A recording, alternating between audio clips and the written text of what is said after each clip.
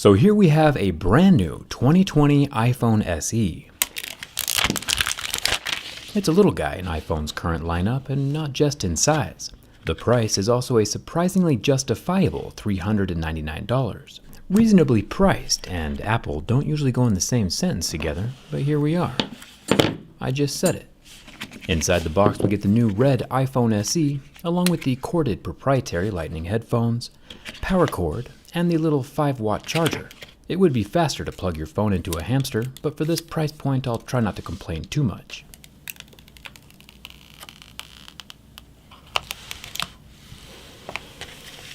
It's time to see how durable Apple's new iPhone really is. Let's get started.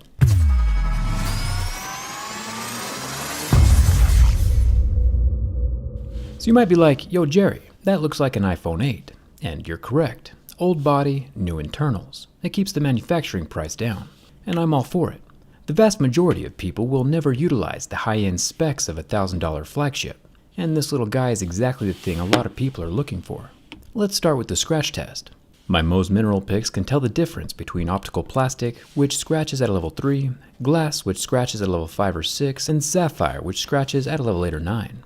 A lot of people don't know that the original iPhone that Steve Jobs first held up on stage for that first ever iPhone launch had a plastic screen. Right after that launch event, he changed his mind about plastic and said all phones needed to ship with glass. And within a few months, Apple got it figured out, and every phone since then has been shipped with glass, including this one, which scratches at a level 6 with deeper grooves at a level 7. This means that the screen is resistant to scratches. The camera up here is a 7 megapixel little guy. It's sitting right next to the earpiece grill, which is made from metal and ever so slightly recessed below the glass surface. It won't be falling out on its own. The phone does have a home button, well, a home circle. It doesn't actually click or anything. This just doubles as a fingerprint scanner and is undamaged by my razor blade. Thumbs up for that.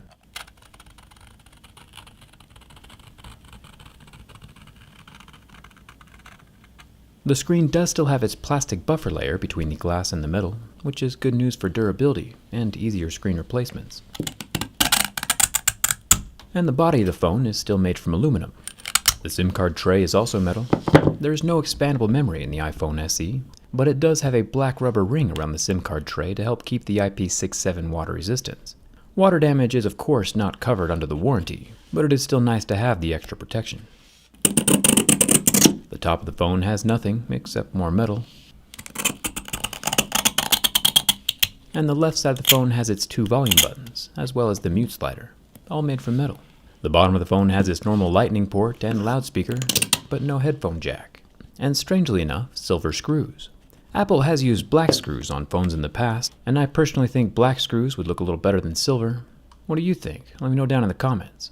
I'm just glad that Apple went with the black screen this time around. I made a video a few years ago about how to swap the black and white screens on the product red iPhone 7, which has been watched over 7 million times. I'm not like saying Apple followed my tutorial or anything, but there's also no way to prove they didn't. Apple is using Product Red this year to help donate to the Global Fund COVID-19 response, and any donation is a good donation. I've been scratching stuff for a while now, and Apple and I have always disagreed when it comes to the definition of sapphire. Sapphire should start scratching at a level 8 or 9, but Apple's sapphire camera lenses for some reason always start to damage at level 6. I've done some pretty in-depth videos about this if you're curious. I just think that at some point they should stop calling it sapphire. It's just crazy. Not drinking bleach might cure corona levels of crazy, but still pretty crazy. Either way, the 12 megapixel camera lens starts getting damaged at a level 6. If it's not pure sapphire, we shouldn't be calling it sapphire. Even though the phone itself only cost $399, a broken glass panel of the iPhone SE would cost $269 to replace. The screen is a bit more reasonable at $129 replacement, but thanks to our channel sponsor dbrand and the grip case, repair costs won't ever be something to worry about, especially with the gradual raised lip along the top and bottom to help keep the screen socially distant from things that might damage it. I'll put a link down in the description for the grip case. The 2020 iPhone SE has a 4.7-inch 750p 8-bit display, which is capable of showing over 16 million colors. There are 10-bit screens now on the market, like the OnePlus 8 Pro that displays 1 billion colors, if your eyes are into that kind of thing. The iPhone SE lasted about 16 seconds under the heat from my lighter before the pixels went black and turned off. Apple is using an LCD screen for the iPhone SE, but the pixels do come back after the heat is removed, and also fully recover, minus the evaporated oleophobic coating. Overall, I'm pretty impressed with this little guy, and I think Apple's pretty smart for releasing a super inexpensive iPhone. It's kind of like a gateway phone to sneak you into their ecosystem. One minute you're buying a cheap iPhone, and the next thing you know you're paying $5,000 for a portless laptop that can iMessage. Everyone can appreciate a well-built phone, and the bin test of the iPhone SE shows that even with the price cut, there is no skimp on structural integrity. Whether bin from the front or the back, the phone is intact and not permanently damaged or kinked. The iPhone SE is still very much alive and survives my durability test. Nice work, Tim Apple. Would you ever buy a $1,000 iPhone now that this SE exists? Let me know down in the comments. I'll leave a link for dbrand's case down in the description. Plop a teardown skin on the back and it's the best of both worlds. Hit that subscribe button if you haven't already so you don't miss the teardown, and coming out with me on Instagram and Twitter. Thanks a ton for watching.